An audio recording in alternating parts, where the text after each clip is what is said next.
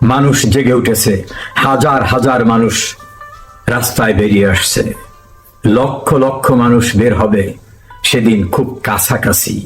কোন প্রশাসন মানুষের এই জোয়ারকে ঠেকাতে পারবে না। অতীতে পারেনি, আইয়ুব খান পারেনি, ইয়াহিয়া খান, টিক্কা খান পারেনি, ৭৫-এর বঙ্গবন্ধুকে হত্যা করার পর ক্ষমতা দখলকারীরা পারেনি, ইনশাল্লাহ এবারও পারবে না। সে সময় খুবই কাছাকাছি। আওয়ামী লীগ আতঙ্কে বর্তমান সরকার এবং সরকারের যারা পৃষ্ঠপোষক এবং যারা ক্ষমতায় যেতে চান তারা এখন পাগল প্রায়, উন্মাদের মতো বিভিন্ন কাজ করছেন। সর্বশেষ সংযোজন, পৃথিবীর কোনো দেশে যে জাতীয় বিধান নাই সেরকম আইন প্রণয়ন করে আওয়ামী লীগ স্বনামে বেনামে কোনোভাবে যাতে নির্বাচনে আসতে না পারে অথবা জনগণ যাতে আওয়ামী লীগকে ভোট দিতে না পারে সেজন্য একটা প্রক্রিয়া। এতই আতঙ্ক। তাহলে আওয়ামী লীগ নাকি জনবিচ্ছিন্ন, আওয়ামী লীগ নাকি জনগণ চায় না, জনগণ সব বিপক্ষে। তাহলে আওয়ামী লীগকে ভোটে গিয়ে জনগণের ম্যান্ডেট নেওয়ার সুযোগ থেকে বঞ্চিত করার জন্য এই নোংরামি কেন করা হচ্ছে? এখন সেই নোংরামিগুলো কি বলি। জনপ্রতিনিধিত্ব অধ্যাদেশ যেটা রয়েছে, পাবলিক রিপ্রেজেন্টেশন অর্ডিন্যান্স, সেখানে কি কি ক্ষেত্রে কেউ প্রার্থী হতে পারবেন, কি কি করণীয়, এই বিষয়গুলো লেখা আছে। এটা স্বতঃসিদ্ধ একটা বিধিবিধান সেখানে রয়েছে। এটার উপরে সংস্কার কমিশন একটা প্রস্তাব করলো, ইলেকশন কমিশন বলল না, এতে ক্ষমতার অপব্যবহার হতে পারে, পিক অ্যান্ড চুজ হতে পারে, অ্যাবিউজ অফ পাওয়ার হতে পারে, আমরা রাজি না। সেটা কি? কারো নামে যদি কোনো আদালত থেকে কোনোভাবে ওয়ারেন্ট হয় অথবা হুলিয়া হয়, ওয়ারেন্ট আর হুলিয়ার ভিতর খুব একটা পার্থক্য কিছুই নেই, তাহলে তিনি আর নির্বাচনই করতে পারবেন না। এখন একজন মানুষের বিরুদ্ধে একটা মিথ্যা মামলায় ওয়ারেন্ট হলো, সেই ওয়ারেন্টের প্রেক্ষিতে তিনি কোর্টে যাবেন, কোর্টে মবের ভয় তিনি যেতে পারছেন না, তার বিরুদ্ধে কিন্তু এখন অভিযোগ প্রমাণিত হয়নি, তাহলে তিনি ইলেকশন করতে পারবেন না। আর স্বতঃসিদ্ধ আইন কি? আমাদের দেশের সর্বোচ্চ আদালতের আইন হচ্ছে যতক্ষণ পর্যন্ত উপযুক্ত সাক্ষ্য প্রমাণের ভিত্তিতে বিচারিক প্রক্রিয়ায় কাউকে দোষী সাব্যস্ত করা না হয় ততক্ষণ পর্যন্ত তাকে নির্দোষ ভাবতে হবে। Accused to be presumed innocent till the guilt is proved through evidence. এটাই হচ্ছে আমাদের সর্বোচ্চ আদালতের সিদ্ধান্ত। তাহলে প্রমাণিত হতে হবে জুডিশিয়াল প্রসিডিংস এর মধ্য থেকে যে এই ব্যক্তিটি দোষী, তার দণ্ড হবে, তাহলে তিনি নির্বাচন করতে পারবেন না। আর এখন নির্বাচন কমিশন যেটার সঙ্গে একমত হচ্ছিলেন না সেটার সঙ্গে তারা একমত হয়ে গেছেন যে কারো নামে কোনো ওয়ারেন্ট হলেই তার আর নির্বাচন করতে পারবে না। কেউ যদি দোষী সাব্যস্ত হয় সে পর্যন্ত না, কোনো ওয়ারেন্ট হলেই আর তিনি নির্বাচন করতে পারবেন না। তাহলে যে কোনো একটা মিথ্যা মামলা করে কাউকে ওয়ান্টেড করলেই তিনি আর ইলেকশন করতে পারবেন না। এর সঙ্গে নতুন সংযোজন হলো ইন্টারন্যাশনাল ক্রাইমস ট্রাইব্যুনাল যেটা আছে, আইসিটি, যেটা মূলত বঙ্গবন্ধু এই আইনটা করেছিলেন 1971 সনে মহান মুক্তিযুদ্ধে যারা মানবতা বিরোধী অপরাধ করেছে তাদের বিচারের জন্য। মুখবন্ধে লেখাই আছে মহান মুক্তিযুদ্ধে যারা অপরাধ করেছে তাদের বিভিন্ন অপরাধের একটা ডেফিনেশন দেওয়া আছে সেটার বিচারের জন্য। সেখানে এখন নতুন করে পার্লামেন্ট নাই, মহামান্য রাষ্ট্রপতিকে দিয়ে একটা অর্ডিন্যান্স করানো হয়েছে বা করানো হবে। সেখানে থাকবে কেউ যদি আইসিটি ট্রাইব্যুনালে কোনো অভিযোগ করেন, অর্থাৎ কেউ কমপ্লেইন করলেন, এই কমপ্লেইনটা যদি আইসিটি ট্রাইব্যুনাল গ্রহণ করেন তাহলেই আর তার ইলেকশন করার সুযোগ নাই। এখন ট্রাইব্যুনালে তো বাংলাদেশের সব সাংবাদিক, সকল রাজনীতিবিদ, সকল এমপি সবার বিরুদ্ধেই ভুরি ভুরি দরখাস্ত সুন্দরভাবে দাখিল করে রাখা আছে।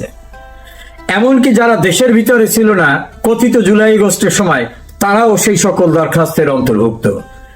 দেশের খ্যাতিমান সাংবাদিকরা, পত্রিকা সম্পাদক, সাংবাদিক সংগঠনের নেতৃবৃন্দ, আইনজীবী, শিক্ষক, বুদ্ধিজীবী, রাজনীতিবিদ, কবি, সাংস্কৃতিক ব্যক্তিত্ব, অভিনেতা, অভিনেত্রী সবার নামে দরখাস্ত দিয়ে রাখা হয়েছে।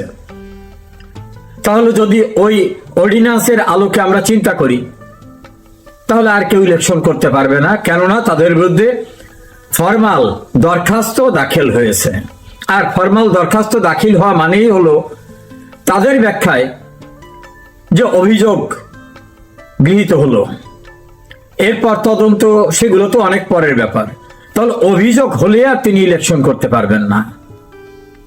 এভাবেই গণপ্রতিনিধিত্ব অধ্যাদেশ এবং সর্বশেষ আইসিটিতে অভিযোগ করা হলেই নির্বাচন করার অযোগ্য হয়ে যাবেন দেশের নাগরিকরা। তিনি আইনজীবী হন, সাংবাদিক হন, বুদ্ধিজীবী হন, শিক্ষক হন, রাজনীতিবিদ হন, যেই হন না কেন, এর টার্গেট একটাই, কোন নামে যদি আওয়ামী লীগ এসে যায়, কোন নামে যদি আওয়ামী লীগ নির্বাচন করার সুযোগ পায়। প্রশ্ন উঠেছে, আওয়ামী লীগ তো তাদের ভাষায় গণধিকৃত দল, তাহলে জনগণকে আওয়ামী লীগকে ভোট দেয় কি দেয় না, এই পরীক্ষাটায় যেতেও সুযোগ দেওয়া হবে না। আসল কথাটা হচ্ছে আওয়ামী লীগের জনপ্রিয়তায় ভয় পায়, এই জন্য আওয়ামী লীগের নাম নিয়ে অথবা আওয়ামী লীগের নাম ছাড়াও যদি কেউ স্বতন্ত্র হয়েও প্রার্থী হতে চান, তাদেরকে প্রার্থী হতে দেওয়া হবে না। আচ্ছা, ওনারা তো বলছেন যে নিরপেক্ষ নির্বাচন হতে হবে, আওয়ামী লীগের সময় নির্বাচন নিরপেক্ষ হয়নি, প্রশ্নবিদ্ধ নানা অভিযোগ রয়েছে। আমি সেই অভিযোগকে যদি যুক্তির খাতিরে ধরেই নেই, তাহলে ওনাদের আমলে নিশ্চয় একটা ভালো ইলেকশন ওনারা করতে চান। সেই ভালো ইলেকশন করতে গেলে আমাকে নির্বাচনে মানুষ ভোট দেয় কি দেয় না এটা পরীক্ষা করার সুযোগ দেবেন না। তাহলে আপনি জনগণকে মানেন না, জনগণের মতামতে বিশ্বাস করেন না। যেমন ডক্টর ইউনূস লন্ডনে এসে বলেছিলেন, জনগণের জন্য কিছু রাখা যাবে না, ওরা টাকা পেলে ভোট দিয়ে দেয়, ওরা টাকা পেলেই ভোট দিয়ে দেয়। তো জনগণের ম্যান্ডেটে যারা বিশ্বাস করে না, তারা কিসের গণতন্ত্রে বিশ্বাস করে? আসলে বাংলাদেশের গ্রামে গঞ্জে শহরে নগরে বন্দরে ধনী দরিদ্র নিঃস্ব অসহায় গরিব নিপীড়িত সমস্ত মানুষের ভিতরে যে আওয়ামী লীগের প্রতি একটা ভালোবাসা আছে, আওয়ামী লীগের প্রতি দুর্বলতা আছে, আওয়ামী লীগকে ভোট দিতে চায়, সেটা ক্ষমতা দখলকারীরা পরিষ্কারভাবে বুঝে গেছে। এই জন্য তারা আওয়ামী লীগের কাউকে যেন প্রার্থী হতে না পারে এই ব্যবস্থায় তৎপর হয়ে গেছে। এজন্য নির্লজ্জ আইন করতেছে, যে আইন পৃথিবীর কোনো দেশে নাই। অভিযোগ আসলে আমি ইলেকশন করতে পারবো না, অভিযোগ সত্যকে অসত্য জানার সুযোগ থাকবে না, আত্মপক্ষ সমর্থনের সুযোগ পাবো না। আমি নির্বাচনে যে জনগণ আমাকে চায় কি না চায় এই পরীক্ষায় আমি যেতে পারবো না। এই নির্লজ্জ বেহায়াপনা নজিরবিহীন আইন দিয়ে আওয়ামী লীগের পক্ষে ভোট যারা পেতে পারে তাদেরকে বিরত রাখার জন্য নতুন তৎপরতা শুরু হয়েছে। এসবে লাভ হয় না। আইয়ুব মার্শাল্লাহ জারি করে আওয়ামী লীগকে নিষিদ্ধ করেছিল। ৭৫-এ ১৫ আগস্টের পরে আওয়ামী লীগ নিষিদ্ধ হয়ে গেছিল প্রায়। জয় বাংলা বললেই তাদেরকে মেরে ফেলা হতো। এখন নতুন করে তো সেই জামানা, এইসব টেকে না। আপনারা দেখছেন না ঢাকা রাস্তায় মিছিল, দেখেন না ঢাকা রাস্তার মিছিল ক্রমান্বয়ে কিভাবে বাড়ছে। আপনারা দেখছেন না রিক্সাওয়ালা, শ্রমিক, মুটে মজুর রাস্তার পাশে শাক বিক্রি করে, সবজি বিক্রি করে, মাছ বিক্রি করে, তারা বলছে আওয়ামী লীগ ছাড়া চলবে না, জীবন চলে গেলে আওয়ামী লীগকে ভোট দেব। আওয়ামী লীগ একটি ভালোবাসা। আওয়ামী লীগই বাঙালি জাতিকে যা কিছু দেবার আওয়ামী লীগই দিয়েছে। সেটা স্বাধীনতা বলুন, দেশের উন্নয়ন বলুন, পদ্মা সেতু বলুন, মেট্রো রেল বলুন, গরিবের জন্য বিভিন্ন ফান্ড দেওয়া বলুন, প্রতিটি গ্রামে গ্রামে বিদ্যুৎ, ইলেকট্রনিক উপায়ে যাতে মানুষ ডিজিটাল সুযোগ সুবিধা নিতে পারে সেই ইন্টারনেট ব্যবস্থা, সস্তা দরে মোবাইল, প্রত্যেকটা গৃহহীন মানুষকে বাড়ি করে দেওয়া, সকল প্রতিবন্ধী সহ সমাজের উপেক্ষিত মানুষদের জন্য সামাজিক নিরাপত্তা বেষ্টনীতে তাদেরকে বিভিন্ন ভাতা দেওয়া, বাচ্চাদের পড়াশোনা বিনামূল্যে বই দেওয়া, মুক্তিযোদ্ধাদের বীর নিবাস থেকে শুরু করে কি করে নাই আওয়ামী লীগ। আজকের যে সমৃদ্ধ বাংলাদেশ, অবকাঠামোগত উন্নয়নের বাংলাদেশ, আওয়ামী লীগের অবদান। আওয়ামী লীগকে মানুষকে দিয়েছে, সে কারণেই আওয়ামী লীগকে ভয়। আপনাদের কথাই যদি বিশ্বাস করি, আওয়ামী লীগ ঘৃণিত দল। তো ঘৃণিত দলকে মানুষ ভোট দেয় কিনা, ভোটটাকে স্বচ্ছ করে ভোটের সুযোগ দিবেন না। অবশ্য আপনাদের কাছ থেকে এটা প্রত্যাশা করাও ঠিক না, আপনারাই তো অবৈধ ক্ষমতা দখলদার, আপনাদের পৃষ্ঠপোষকরাই তো ৭১-এর পরাজিত শক্তি। আপনাদের কাছ থেকে এটা প্রত্যাশাই বা কেন আওয়ামী লীগ করবে? তবে জনগণের জানা উচিত কি নির্লজ্জভাবে নতুন নতুন আইন করছে যাতে মুক্তিযুদ্ধের পক্ষের কোনো মানুষ যেন নির্বাচনে প্রার্থী হতে না পারে। এই নির্লজ্জপানা করেও কি লাভ হবে? আমার মনে হয় হবে না। মানুষ রাস্তায় নেমে আসছে, তারা বুঝতে পেরেছে আওয়ামী লীগই তাদের যা কিছু পাবার সেই অধিকার নিশ্চিত করে, আওয়ামী লীগই তাদের মৌলিক অধিকার নিশ্চিত করে। শেখ হাসিনাই বাঙালি জাতিকে উন্নত সমৃদ্ধ আধুনিক রাষ্ট্র ব্যবস্থা দেখিয়েছে। শেখ হাসিনার বাবা বঙ্গবন্ধুই আওয়ামী লীগকে নিয়ে পরাধীনতার শৃঙ্খল ভেঙে একটি জাতি রাষ্ট্র উপহার দিয়েছে। আবার এই আওয়ামী লীগ উপহার দেবে? কেউ পারবেন না। ১ বছরে দেশটাকে তলাবিহীন ঝুড়িতে পরিণত করেছেন, দেশটাকে দারিদ্র্য সীমার একেবারে নিম্ন পর্যায়ে নিয়ে গেছে। আজ চালের দাম কত? ১.৫ লক্ষ মানুষ বেকার হয়ে গেছে। এ পর্যন্ত আমাদের হিসাব অনুযায়ী ২৫ লক্ষ মানুষ বিশ্বব্যাংকে, ২৮ লক্ষ মানুষ বিশ্বব্যাংকের হিসাবে, আমাদের হিসাবে ৫০ লক্ষ মানুষ দরিদ্র সীমার নিচে চলে গেছে।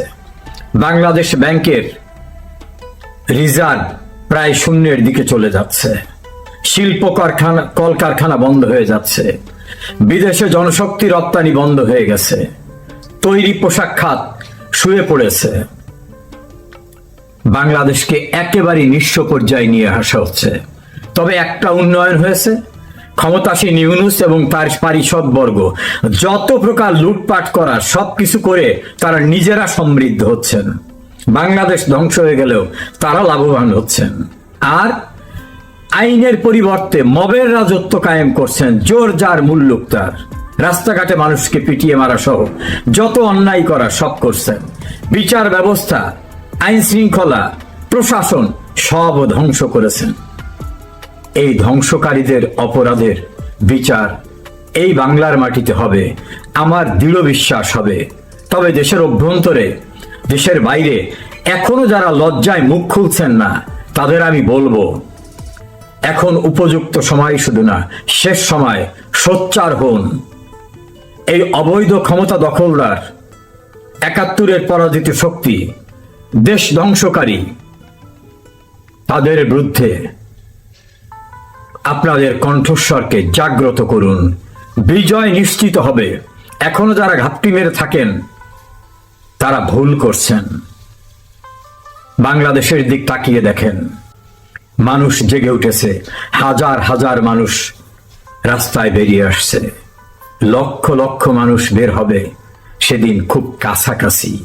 কোন প্রশাসন মানুষের এই জোয়ারকে ঠেকাতে পারবে না। অতীতে পারেনি, আইয়ুব খান পারেনি, ইয়াহিয়া খান, টিক্কা খান পারেনি, ৭৫-এর বঙ্গবন্ধুকে হত্যা করার পর ক্ষমতা দখলকারীরা পারেনি।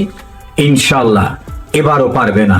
সে সময় খুবই কাছাকাছি। বাংলাদেশ করে আফগানিস্তান বানাবে। অন্য নেতা আরেকটি ইসলামিক দলের, সে কিন্তু বাংলাদেশে হিন্দুদের উপর জিজিয়া কর চালু করে দিয়েছে। রসিদ দিয়ে জিজিয়া কর আদায় করা হচ্ছে, নজিরবিহীন ঘটনা। গতকালকে, আজকে আমাদের এই বাংলাদেশের রাজবাড়ী জেলায় যে বিভৎসতা আমরা দেখেছি, আমার মনে হয় পাথর যুগেও এই বিভৎসতা, নির্মমতা মনে হয় ছিল। একটি মৃতদেহকে কবর থেকে বা সমাধি থেকে তুলে সেটাকে পেটানো হলো, আগুন দিয়ে পুড়িয়ে দেওয়া হলো।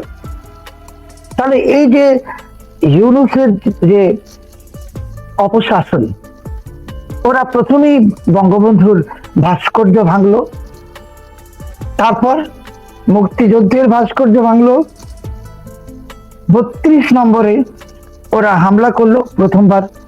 তারপর তো মুক্তিযুদ্ধ ৩২ নম্বর সরকারি মদদে, সরকারি সহযোগিতায়, সহায়তায়, পৃষ্ঠপোষকতায় ঘুরিয়ে দেওয়া হলো। বঙ্গবন্ধুর এই 32 নম্বর বাড়িতে এই বছর একজন রিক্সাওয়ালা তার নিজের টাকা দিয়ে ফুল কিনেছে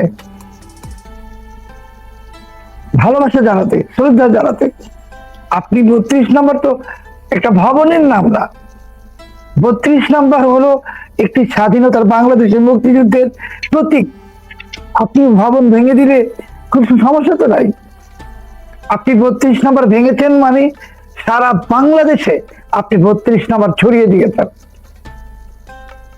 তো এই রিক্সাওয়ালাকে সন্ত্রাস দমন আইনে না হত্যা মামলা দিয়ে জেলে দিয়ে দেওয়া হলো। একজন বোবা কদিন আগে আওয়ামী লীগের মিছিল থেকে একজন বোবাকে গ্রেপ্তার করা হলো, অভিযোগ সে স্লোগান দিয়েছে, তারপর সে বোবাকে ছেড়ে দেওয়া হলো। তো এই যে ইউনূসের অপশাসন, ইউনূস এমন এক দানবের নাম, এমন এক বিপদের নাম। এই বাংলাদেশের মানুষ 18 কোটি মানুষ মাত্র 5% জঙ্গি জিহাদের হাতে, সন্ত্রাসীর হাতে জিম্মি হয়ে গেছে। আর আমরা 90 ইস্ট ইন্ডিয়া কোম্পানির কবলে পড়েছি। আপনি জানেন যে গত 14 মাসে বাংলাদেশ থেকে 90,000 কোটি টাকা পাচার হয়েছে, 90,000 কোটি। আমাদের শেয়ার মার্কেট থেকে 1 লক্ষ কোটি টাকা গায়েব হয়ে গেছে। 14 মাসে ইউনূস $1 বিনিয়োগ আনতে পারে না এই দেশে। কেন আনতে পারেনি? বিকজ বাংলাদেশ তো তালেবান রাষ্ট্র হয়ে গেছে। ওরা ঘোষণা দিচ্ছে আফগানিস্তান, তালেবান, আল কায়দা, ইসলামিক স্টেট। তাহলে আমি যে বলেছি যে খেলাফত প্রতিষ্ঠার পথে যাচ্ছে, আসলে পথে না, প্রতিষ্ঠা হয়ে গেছে। বাংলাদেশ আজকে 18 কোটি বাঙালি জাতির অবস্থা সেই বিমানের হাইজেক হওয়া যাত্রীদের মতো। 6-7 জন হাইজেকার সমস্ত যাত্রীদেরকে জিম্মি করে ফেলে, আমরা সবাই জিম্মি হয়ে গেছি। আপনি বলবেন যে আওয়ামী লীগের লোকেরা নির্যাতনের শিকার, আওয়ামী লীগের লোকেরা নির্যাতনের শিকার না, পুরো বাঙালিরা নির্যাতনের শিকার। আপনি বাংলাদেশকে পাকিস্তান বানাতে চান। পাকিস্তানের উপপ্রধানমন্ত্রী ইসহাকদার এসে আমাদেরকে বলে আমাদের মন পরিষ্কার নেই, মন পরিষ্কার করে আসো। 30 লাখ লোককে মারলো, 5-6 লাখ মা বোনের ইজ্জত লুটলো। এরপর ওরা বাংলাদেশের মাটিতে বসে দাঁড়িয়ে বলে আমাদের মন পরিষ্কার না। আর এই কথাটা শুনে ইউনূস এবং তার সেই জঙ্গি জিহাদি বাহিনী দাঁত কেলিয়ে হাসে। ওরা বাংলাদেশকে পাকিস্তান বানাতে চায়। 47 থেকে 71, 23 বছরে পাকিস্তান বাঙালি জাতিকে সুতরাং না, এটাকে পাকিস্তান আমাদেরকে পাকিস্তানই বানাতে পারেনি, আমরা বাঙালি রয়ে গেছি। আর এখন বাঙালি বানাবে।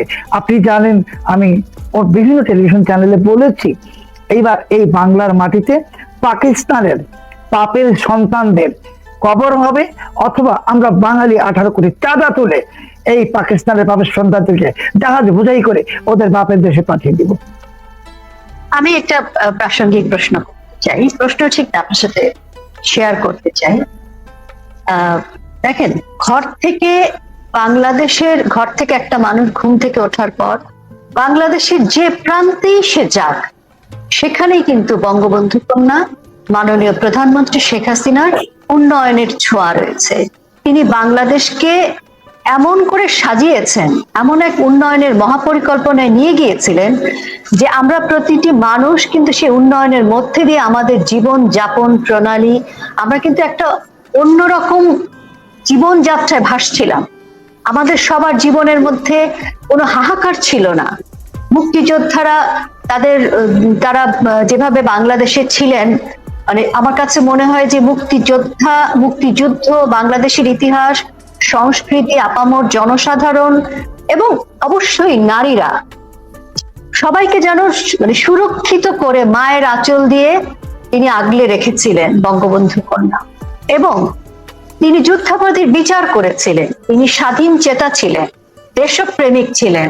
তিনি আপোষ করেননি মুক্তিযুদ্ধের প্রশ্নে, আপোষ করেননি বাংলাদেশের সার্বভৌমত্বের প্রশ্নে। সে কারণে কি এত রাগ, এত বিদ্বেষ, এত ঘৃণা তার উপর? এবং বাংলাদেশ আওয়ামী লীগ এবং বঙ্গবন্ধু কন্যা থাকলে মুক্তিযুদ্ধের ইতিহাস সুরক্ষিত থাকবে। জঙ্গি জিহাদি উগ্র মৌলবাদী গোষ্ঠী এদেশে আস্তানা গাড়তে পারবে না, কারণ তিনি বলেছিলেন জিরো টলারেন্স এই জঙ্গিদের ক্ষেত্রে। দেখুন, আমি একটু আগে বললাম যে বিশ্ব আমাদেরকে জানতো উন্নতির তারকা, অগ্রগতির তারকা হিসেবে। আজকে যারা শেখ হাসিনাকে গালি দিচ্ছে, আজকে ওরা শেখ হাসিনার এলিভেটেড এক্সপ্রেস ওয়েতে উঠেই গালি দিচ্ছে, ওরা বঙ্গবন্ধু টানেলের ভিতরে ঢুকে গালি দিচ্ছে, ওরা শেখ হাসিনার মেট্রো রেলে চড়ে চড়ে গালি দিচ্ছে। তারপরে বললো শেখ হাসিনা ভারতের কাছে বাংলাদেশ বিক্রি করে দিয়েছেন। কই? তো 14 মাসে একটা প্রমাণ তো দেখাতে পারলো না। ওই ইউনূসের এক উপদেষ্টা বলেছিল 26 লাখ ভারতীয় নাকি আমাদের দেশে চাকরি করে। কই? 40 লাখ বাংলাদেশের লোকের তো এখন কর্মহীন হয়ে গেছে 14 মাসে 50 লাখ।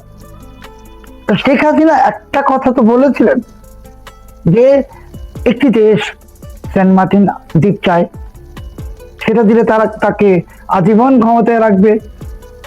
তো বঙ্গবন্ধুর কন্যা তো বাংলাদেশের 1 ইঞ্চি মাটির বিনিময়ে কারো কাছে আপোষ করবেন না, আর করবেন না বলেই ওনাকে অসম্মানিত করা হয়েছে, অপমানিত করা হয়েছে গত বছর। আপনি দেখুন যে 32 নাম্বার তো ইউনূস ঘুরিয়ে দিয়েছে। ইউনূস সরকারি বাসভবন যে প্রধানমন্ত্রী, সেটাকে নাকি জাদুঘর বানাবেন। তাহলে বাংলাদেশের প্রধানমন্ত্রী কোথায় থাকবে ভাই? রমনা পার্কে? ভবিষ্যৎ প্রধানমন্ত্রী যদি সরকারি বাসভবন না থাকে প্রধানমন্ত্রীর, তাহলে প্রধানমন্ত্রী কোথায় থাকবে? রমনা পার্কে? তাহলে ইউনূস তো কোনো নির্বাচন দিবে না, কোনো প্রধানমন্ত্রী আর বাংলাদেশ হবে না। যারা এই মুহূর্তে, আমি দলের নাম বলবো না, যে মনে করছেন গাছে কাঁঠাল গোপে তেল দিচ্ছে যে প্রধানমন্ত্রী হয়ে যাবে, মানে হবু ক্ষমতাসীন দল, অনেক একটা দল ভাবছে, তো আমি তো তাদেরকে বলবো যে তুমি না হয় প্রধানমন্ত্রীও যদি হও, তুমি কি রমনা পার্কে থাকবে? তো এটাই তো প্রমাণিত যে ইউনূসের নির্বাচন দেওয়ার কোনো ইচ্ছা নাই, বাংলাদেশে কোনো আমি প্রধানমন্ত্রী। এ প্রশ্নে আসতাম, এই যে নির্বাচন তো দেবে না, সবাই বলছে নির্বাচনের কোনো লক্ষণ দেখা যাচ্ছে না, তাহলে বাংলাদেশের ভবিষ্যৎ কি? দেখুন, নির্বাচন দিতে হলে বাংলাদেশের রাজনৈতিক বাস্তবতাটা কি, আমাদের পলিটিক্যাল ডেমোগ্রাফিটা কি, আমাদের ভোট ব্যাংকের এই যে জামাত এবং অন্যান্য ইসলামী দল, এদের পার্সেন্টেজ অফ ভোট তো 5 থেকে 7% মাত্র। তারপরে বাকিটা যে এই 95%, সেখানে তো 80% ভোট ব্যাংকই 50-50 আওয়ামী লীগ এবং বিএনপি, আর 10% প্লাস মাইনাস হলো জাতীয় পার্টি। তো আপনি বলছেন আওয়ামী লীগ ব্যান, এখন বলছেন জাতীয় পার্টিকেও ব্যান করো, তারপরে 14 দলকেও ব্যান করো, এরপরে তারা বলবে বিএনপিকেও ব্যান করো। ওটা বিএনপি বুঝতেছে না। বিএনপি কিন্তু নিজেরা নিজেদের পায়ে কোরাল মাথায়, যেই বিএনপি 32 নম্বরে গিয়ে ডিজে নাচলো, সে বিএনপি কিন্তু জানে না যে এদের নেতার কবরের সামনে ওই যেভাবে র‍্যাপ সং গাওয়া হলো, সে কথিত জুলাই বিপ্লবের ঘোষণার দিনে আমাদের সংসদ ভবনের দক্ষিণ প্লাজায় করা হলো না, তো এটা হবে ওই একটি ওদের মাজারে। আর আমি বলেছি যে ওইটা তো আসলে জানাজার জায়গা, যে এরা আমাদের সম্মানিত সংসদ সদস্যরা পরলোকগত হন, ওনাদের জানাজা বা যে ওনাদেরকে শেষ শ্রদ্ধা জানাজা ওই জায়গাটাতে, ওইখানেই আসলে ইউনূসের স্বপ্নের এবং তার কথিত নাগরিক পার্টি এটা জানাজা হয়ে গেছে ওই দিনই। দেখুন, জানাজা যে হয়েছে যেদিন 32 নম্বর ভেঙেছে, সেদিন কিন্তু ওরা আত্মহত্যা করেছে ইউনূস। আর যেদিন গোপালগঞ্জে গেছিল, তো গোপালগঞ্জে তো গিয়েছিল, তো গোপালগঞ্জে তোমাদের এত শক্তি, তারপরে আর্মির মানে সামরিক জানে করে আসতে হলো কেন? ইঁদুরের মতো পালিয়ে আসতে হয়েছে। থাকতা দেখতাম শক্তি কতটুকু, থাকতে পারো নাই। তোমাদের এখন পুলিশ আর্মি পাহারা নিয়ে চলতে হয়। তাহলে এটা কি প্রমাণিত যে এদের কোনো জনসমর্থন নাই? আমি একটু আগে বলছি এরা হার্ট অ্যাটাক। আমি আসলে, আপনি প্রশ্ন করেননি, আমি একটা কথা বাড়তি বলতে চাচ্ছি যে এরা যে অপরাধ করে ফেলেছে অলরেডি, আমাদের যে পেনাল কোড, সেখানে কিন্তু মৃত্যুদণ্ডের বিধান ফায়ারিং স্কোয়াডেও আছে। আপনি জানেন গোলাম রসুল সাহেব বিচারক বঙ্গবন্ধু হত্যার মামলায় রায়কে দিয়েছিলেন। আমি তো 15,000 টাকা খরচ করে ইউনূসদেরকে ফাঁসি দিব না, আমি ওদেরকে 75 লাখ বুলেট খরচ করে ওদেরকে ফাইন্যান্স করে পাঠাবো। এখন আপনি যে বলেন আপনি কে, আমিই তো বাংলাদেশ, বাঙালি তো বাংলাদেশ। এই বাঙালি চুপ করে থাকবে না তো, বাঙালি তো কথা বলতে শুরু করেছে। আগে ছিল কয়েকজন, তারপর ছিল ডজন ডজন, তারপরে সহসা এখন হাজার হাজার লোক রাস্তায় নেমে আসছে, লাখ লাখ লোক নামবে। কারণ আপনি বাঙালি পেলেই বলেন আওয়ামী লীগ, আপনি বাঙালি দেখলেই বলেন ফেসিবাদীর দোষ। ফেসিবাদীটা কি? এই যে এক ধরনের যারা অরিজিনাল ফ্যাসিস্ট, দেখুন ইউনুসকে কিন্তু Al Jazeera television channel, Al Jazeera, তারা কিন্তু বলেছিল আপনি ফ্যাসিস্ট শব্দ কিভাবে ব্যবহার করছেন, এ তো অনেক ভয়ঙ্কর একটা শব্দ, আপনি অন্য কিছু বলেন। মানে ওরাও সমালোচনা করছে যে ফ্যাসিস্ট ফ্যাসিস্ট ফ্যাসিস্ট। তো অ্যাকচুয়ালি ইউনুসের এই ফ্যাসিস্ট শব্দটার প্রতি আসক্তি আছে, সুদ সুদ খাওয়ার কারণ প্রতি। তিনি নিজেই তা না, উনি নিজেই না, উনি একমাত্র ফ্যাসিস্ট। একদম। এবং উনি ওনার যে আপনারা বলেন উনি মহান ব্যক্তি, বিখ্যাত ব্যক্তি, উনি তো ফ্রড, প্রতারণা করেছে। সুফিয়া বেগম যেই মডেল দেখাতো গ্রামীণ ব্যাংকের, বলতো উনি 20 টাকা ঋণ নিয়ে বিল্ডিং করেছেন। আমাদের পত্রিকার লোক গিয়ে উনি নোবেল পুরস্কার পাওয়ার পর জোবরা গ্রামে গিয়ে দেখিয়েছে যে সুফিয়া বেগম অনাহারে বিনা চিকিৎসায় মারা গেছেন। আমার কাছে অন রেকর্ড ডকুমেন্ট আছে, ভিডিও। ইউনুস বলেছিল নোবেল পুরস্কার নিতে নিতে 2007 সালে যে সে 12 বছরের মধ্যে দারিদ্রকে জাদুঘরে পাঠাবে। কই জাদুঘরে গেছে দারিদ্র? ইউনুস আসলে এখন বাংলাদেশের গণতন্ত্রকে জাদুঘরে পাঠিয়ে দিয়ে। একদম। আমি আরেকটি বিষয়ে আপনার দৃষ্টি আকর্ষণ করতে চাই।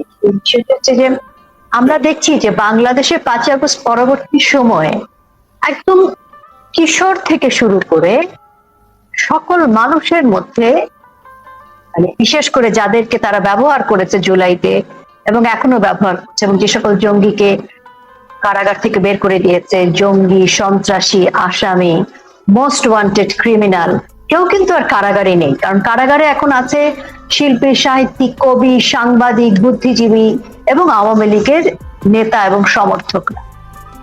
তো কাউকে তো কোনো কথা বলতেই দিচ্ছে না। তো আজকে শহরে দাপিয়ে বেড়াচ্ছে হচ্ছে ইউনুসের বের করে দেয়া এবং ফুলের মালা গলায় দেয়া সে সকল ক্রিমিনাল, যুদ্ধাপরাধী সকলে এখন প্রকাশ্যে ঘুরে বেড়াচ্ছে। আর আমাদের সাংবাদিক থেকে শুরু করে সকল যারা যে সকল মানুষ রাষ্ট্রের পক্ষে, মুক্তিযুদ্ধের পক্ষে, সংস্কৃতির পক্ষে, ইতিহাসের পক্ষে, বঙ্গবন্ধুর সমর্থক, তারা কিন্তু এখন জেলখানায়। তিল ধরনের জায়গা নেই, তারপরও তিনি কিন্তু গ্রেফতার করেই যাচ্ছেন। এই যে আমি শুধুমাত্র, আপনি যেহেতু সাংবাদিকতা করেন, আমি আপনাকে সাংবাদিকদের বিষয়ে প্রশ্ন করব। এই যে এত এত সাংবাদিকদের বিরুদ্ধে মিথ্যা প্রহসনমূলক প্রতিহিংসার যে মামলা এবং গ্রেফতার করে রাখা হয়েছে, এবং গ্রেফতারের পরবর্তীতেও কারাগারে তাদের উপর যে অমানবিক আচরণ, একজন আসামি বা সে যদি প্রমাণিত হয় আসামি, তখন তার জন্য ব্যবস্থা আছে। কিন্তু যিনি এখনো প্রমাণিত হননি যে তিনি অপরাধী কিনা, আমরা খালি চোখে দেখতে পাচ্ছি যে মিথ্যা অপবাদ দেয়া বা অপরাধটা পুরোটাই মিথ্যা। একজন সাংবাদিক তো স্নাইপার শট করতে যাননি, খুন করতে যাননি 5টি জায়গায়, তাদেরকে এই ধরনের মামলা দিয়ে তাদের জন্য কোনো আইনজীবীকেও কোর্টে দাঁড়াতে দিচ্ছে না।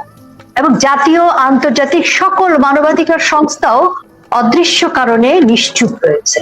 এবং বাংলাদেশের আর যারা, আমি বড় বড় তারকা সাংবাদিক বলবো, বড় বড় মিডিয়া হাউস গুলো বলবো, তারাও কিন্তু কোনো কথা বলছে না। দেখুন, আপনার এই প্রশ্নের উত্তর দেওয়ার আগে আমি আপনার অনুমতি নিয়ে একটা কথা বলতে চাচ্ছি। যে ইউনুস গত বছরের জিহাদি অভ্যুত্থানের পর আনসার আল ইসলামের নেতা, জঙ্গি সন্ত্রাসী নেতা জসিমউদ্দিন রহমানীকে কারাগার থেকে ছেড়ে দেয়। এই আনসার আল ইসলাম হলো আল কায়দার বাংলাদেশের ফ্র্যাঞ্চাইজি বা অংশ। মাত্র 10 দিন আগে ওই জসিমউদ্দিন রহমানী প্রকাশ্যে মসজিদে দাঁড়িয়ে বলেছে যে সে ব্লগারদেরকে হত্যা করিয়েছে এবং এতে সে আনন্দিত এবং ভবিষ্যতেও এই কাজ করা হবে। তাহলে এই বাংলাদেশের মাটিতে যারা এই জঙ্গি সন্ত্রাসীরা শেখ হাসিনার শাসনামলে তারা সবাই কারাগারে ছিল অথবা পলাতক ছিল অথবা আন্ডারগ্রাউন্ডে ছিল, তারা এখন হিরো বনে গেছে। ইউনুস তাদেরকে হিরো বানিয়ে দিয়েছে। দুঃখজনক হলো যে ইউনূসকে যারা ক্ষমতায় বসিয়েছে, কারা বসিয়েছে আপনিও জানেন, আমরাও জানি। তো ওদের দেশের নাগরিককে হত্যার দায়ে সৈয়দ জিয়াউল হক মেজর বহিষ্কৃত, যে আল কায়দার সদস্য, তার বিরুদ্ধে $5,50,00,000 পুরস্কার এখন আছে। সেই সৈয়দ জিয়াউল হক প্রকাশ্যে এখন টকশো করছে বাংলাদেশে।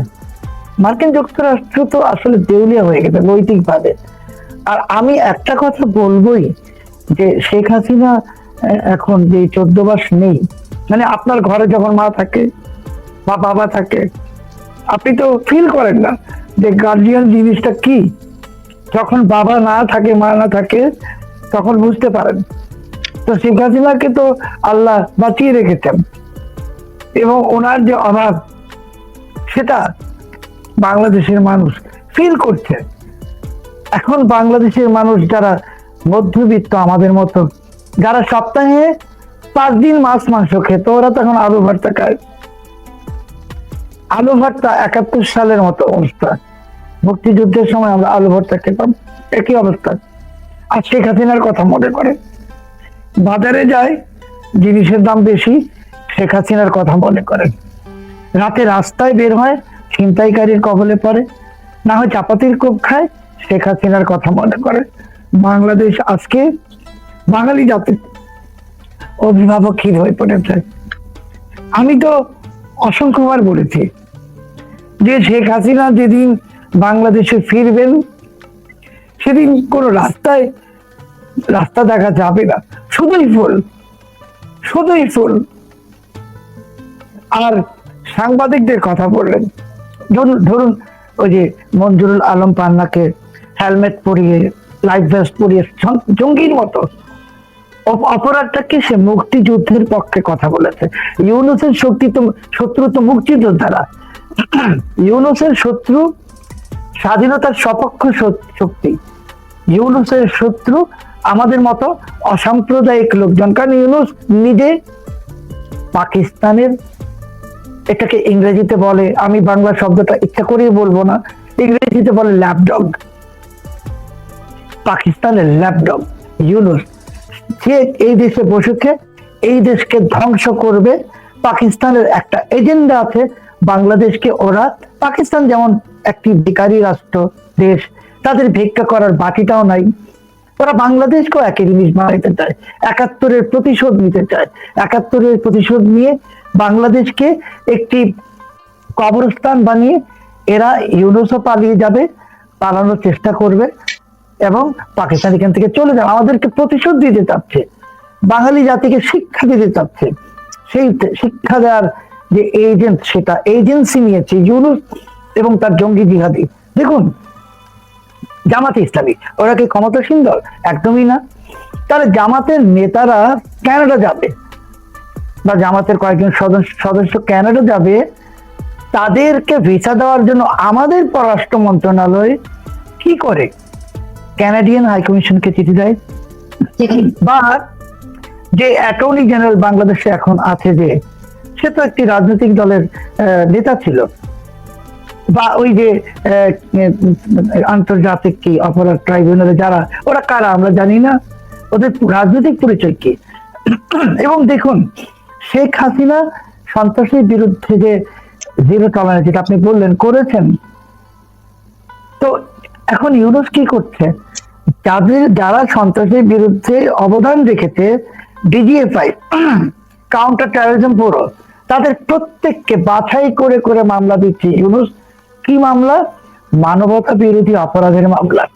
তাহলে কি সন্ত্রাসের বিরুদ্ধে লড়াই করা মানবতা বিরোধী অপরাধ? ইউনূসের দৃষ্টিতে সেটাই, কারণ সে তো বাংলাদেশকে আফগানিস্তান বানাতে চায় বা পাকিস্তান বানাতে চায়। সাংবাদিকদের উপরে যে নির্যাতন, অসম্মান, মুক্তিযোদ্ধাদের গলায় জুতার মালা, মুক্তিযোদ্ধাদেরকে প্রকাশ্য অসম্মান, অপমান, সাংবাদিকরা কথা বললেই সাংবাদিকদের বিরুদ্ধে হত্যা মামলা। আমি একটা লেখায় লিখেছি, কালকে হয়তো আসবে, যে আগে বলা হতো তুরস্কের রেজেপ তাইয়েব এরদোয়ান হলো সাংবাদিকদের কারাগারকে টপ জেলার অফ জার্নালিস্ট এখন ইউনুস সেই জায়গাটা নিয়ে নিত। যত রকম অনাচার, যত রকম অত্যাচার চলছে, বাংলাদেশটাকে ওরা ফ্রি স্টাইল লুট করছে। এবং এই লুটতরাজ আপনি দেখুন, সংসদ নির্বাচন তো হবে না। আমি বললাম যে এই দেশের ভবিষ্যৎ প্রধানমন্ত্রী কোথায় থাকবেন সেই জায়গাটাও নাই, হয়তো রমনা পার্ক, কিন্তু 60টা গাড়ি কিনে ফেলতেছে, কারো ওখানে কমিশন আছে। নির্বাচনের দেখা নাই, প্রধানমন্ত্রী কোথায় থাকবেন সেটাও জানি না, 60টা গাড়ি কিনে ফেলতেছে, কোটি কোটি টাকা অপচয় হচ্ছে। এবং আমাদের যে সম্পদ, তেল সম্পদ, গ্যাস সম্পদ, বিভিন্ন সম্পদ, সব তো বিদেশিদের হাতে তুলে দেওয়া হচ্ছে। তাহলে শেখ হাসিনা তো বলেছিলেন যে সেন্ট মার্টিন দ্বীপটা দিলে উনি ক্ষমতায় থাকবেন, এটা বলেছিল। তখন তো এই অন্যরা বলতো যে অপপ্রচার। আজকে কি প্রমাণিত হলো যে বাংলাদেশে বঙ্গবন্ধুর পর যদি দেশপ্রেমিক একজনও থাকে, একজনও, মানে আমরাও দেশপ্রেমিক, আমি বলছি চ্যাম্পিয়ন দেশপ্রেমিক শেখ হাসিনা। অবশ্যই এখন এই এই যে বাংলাদেশ নামক পরিবারটা, যে পরিবারের অভিভাবক চলে গেছেন, অন্যখানে আছেন, এখন তো আমরা ফিল করছি, আমরা চাই উনি আসবেন, এবং উনি তো অবশ্যই আসবেন। আমি আপনাকে এই জায়গাটায় একটু, আমি একটা কথা বলবো। আপনার লেখা সহ এখন বিভিন্ন জন লিখছে, সোশ্যাল মিডিয়া সহ সব জায়গায় কথা খুবই প্রচলিত, জনপ্রিয় বলা যায় যে যারা আজকে রাষ্ট্র ক্ষমতা দখল করে, অবৈধ অসাংবিধানিক ভাবে ক্ষমতা দখল করে রাষ্ট্রকে ধ্বংসের দিকে নিয়ে যাচ্ছে, তারা আসলে লাইফ সাপোর্টে আছে। হ্যাঁ, এ বিষয়ে আপনি কি বলবেন? মানে আমি তো সামনে কি আসছে? মানে আমি কিন্তু বলেছি ওরা ক্লিনিক্যালি ডেড না, ওরা লাইফ সাপোর্টে। এখন ওদের এই মাসটা, লাইফ সাপোর্টটা কে খুলবে? ওয়াকারুজ্জামান সাহেব খুলবেন, আমি নাম ধরে বলেছি, না অন্য কেউ খুলবে সেটা তো আমি জানি না, কেউ লাইফ সাপোর্টে। আর আপনিও জানেন লাইফ সাপোর্টে তার অনেক অনাধিকার কেউ থাকে না। কারা আসবে? আমি একটা স্পষ্ট করে কথা বলবো যে আমি, আপনি, আমরা সবাই এটা বিশ্বাস করতে চাই, বিশ্বাস করি যে আমাদের সার্বভৌমত্ব রক্ষার দায়িত্ব আমাদের সশস্ত্র বাহিনীর। গত বছর 5ই অগস্টের জিহাদি অভ্যুত্থানের পর ওয়াকারুজ্জামান সাহেব জাতিকে বলেছিলেন ওনার উপর আস্থা রাখতে। আমরা তো ওনার উপর আস্থা রেখেছি, আমরা কেউ ইউনূসের উপর আস্থা রাখি নাই। আজকে 14 মাসে দেশ ধ্বংস, এমনকি বাংলাদেশ সশস্ত্র বাহিনীকে ধ্বংস করার চেষ্টা চলছে, ডিজিএফআই কে ধ্বংস করার চেষ্টা চলছে। ওয়াকারুজ্জামান সাহেবকে তো ওরা সুযোগ পেলেই গ্রেপ্তার করবে, সুযোগ পেলেই হত্যা করবে, এতে কোনো সন্দেহ নাই। কাজেই এখন দেশটাকে, উনি আমাদেরকে কথা দিয়েছিলেন ওনার উপর আস্থা রাখতে, এখন তো আমরা ওনাকে অভিশাপ দিচ্ছি যে ওনার উপর আস্থা রাখলাম, রাখতে রাখতে আমাদের কি অবস্থা আজকে। আমাদের দেশে একটা চাকরি নতুন কারো হয় না, প্রতিদিন চাকরি যায়।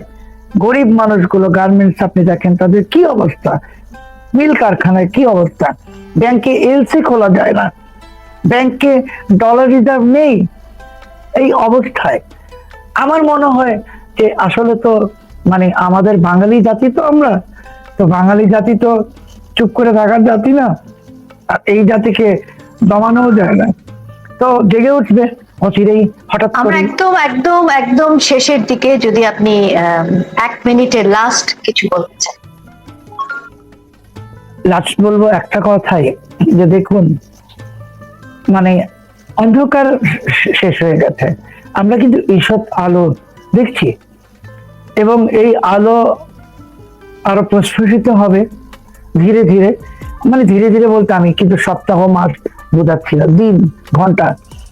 এবং এই আলো যখন পুরোপুরি ভাবে পরিষ্কার হবে, তখন আমরা অবশ্যই এই বাংলার মাটিতে আবারও আমাদের হারানো স্বাধীনতা ফিরে পাবো, আমরা আবারও কথা বলতে পারবো, আমরা আবারও মুক্তিযুদ্ধের স্লোগান দিতে পারবো, এবং আমরা সবাই আবারও আমাদের অভিভাবক, যিনি এই দেশটাকে ভালোবাসেন, যিনি এই দেশটাকে গড়েছেন এবং গড়বেন, ওনার তো কোনো বিকল্প নেই আপাতত এখন পর্যন্ত, ওনার প্রতীক্ষা করতে হবে, উনি আসবেন, সব ঠিক হয়ে যাবে। শেখ হাসিনার হাতে একটি জাদুকরী বিষয় আছে, যে 14 মাসে ইউনূস বাংলাদেশকে লন্ডভন্ড করে দিয়েছে। শেখ হাসিনার তৈরি করা মহাসড়ক এখন ভেঙে চুরমার। আমি নিশ্চিত শেখ হাসিনা আসার পর 3 মাসে আবার সব ঠিক হবে। আর একটা জিনিস ভালো হলো, যারা বলতো শেখ হাসিনা ভারতের কাছে বিজনেস কি করে, যারা বলতো শেখ হাসিনা সেন্ট মার্টিন মিথ্যা বলছেন, সব প্রমাণিত। এখন বাংলাদেশের মানুষকে সিদ্ধান্ত নিতে হবে। আপনারা কি আফগানিস্তান হতে চান? আপনারা কি চান আপনাদেরকে রাস্তায় ফেলে চাবুক মারা হোক? আপনারা কি চান যে মার্কিনীরা বা পশ্চিমারা এদেশে এসে ঘাঁটি গাড়ুক এবং বিশ্বের বিভিন্ন দেশে যে ওরা কিছু অপকর্ম করে সেটা বাংলাদেশে করুক? আপনাদের মা বোনদেরকে ওইখানে পাঠাতে পারবেন? ওরা যেখানে পাঠাতে চাইবে, যদি না চান, আপনাদের সন্তানকে, আপনার বোনকে ওইখানে পাঠাতে হবে ওদের মনোরঞ্জনের জন্য। সেটা মহেশখালী হতে পারে, সেন্ট মার্টিন হতে পারে, সব জায়গায় হবে। একটা অসম্ভব বাজে সময়, এই সময়টাতে সিদ্ধান্ত নিতে হবে আপনারা কি বাঁচবেন না আপনারা ধ্বংস হবেন। 18 কোটি বাঙালি বাঁচবে, 18 কোটি বাঙালি ঠিক বাঁচবে, জেগে ওঠা শুরু হয়েছে। আমি বললাম যে হাজার হাজার তো দেখছেন, লাখ লাখ হবে, কোটি কোটি হবে। শেখ হাসিনাকে দমিয়ে রাখার শক্তি কারো নাই। আর ওই যে ইউনূস যে আওয়ামী লীগ আতঙ্কে ভুগছে, মুক্তিযুদ্ধ আতঙ্কে ভুগছে, সেই আতঙ্কের কারণেই তো ওরা লাইফ সাপোর্টে। এখন আমাদেরকে সিদ্ধান্ত নিতে হবে যে আমরা কি তাদেরকে পালাতে দিব না এই দেশে বিচার করব। আমরা পালাতে দিব না, এদের বিচার এই বাংলা। অনেক ধন্যবাদ, অনেক ধন্যবাদ আমাদের প্রিয় সম্পাদক শোয়েব চৌধুরী, আপনাকে আমাদের সময় দেওয়ার জন্য। আমি শেষ কথা আপনার কাছ থেকে নিয়ে বলতে চাই, 71-এর সেই পরাজিত শত্রুরাই 75 ঘটিয়েছিল। তারাই 21শে আগস্ট, তারাই 5ই আগস্ট, তারাই আজকে রাষ্ট্র ক্ষমতায় সেই জেহাদি জঙ্গি উগ্র মৌলবাদী গোষ্ঠী কিনে বাংলাদেশকে ধ্বংস করছে। আজকের জনগণ বুঝতে শুরু করেছে, জনগণ জাগতে শুরু করেছে। মিছিল হচ্ছে, মিছিল বাড়ছে, মানুষ বাড়ছে। মানুষ এখন এই স্বাধীনতা বিরোধীদের হাত থেকে বাংলাদেশকে রক্ষা করতে চায়। তিনি আসবেন অবশ্যই। তিনি বঙ্গবন্ধুর কন্যা। তিনি 17 মে 1981 সালে বাংলাদেশে এসে বাংলাদেশকে নতুন করে সাজিয়েছিলেন। তিনি আসবেন, বাংলাদেশ জেগে উঠবে, বিজয় আসবেই। আজকের এই দুঃসময়, এই অন্ধকার সময় থেকে বাংলার আপামর জনসাধারণ 1971 সালের মতো আবারও যুদ্ধে এই বাংলাদেশকে বিজয়ী করবে।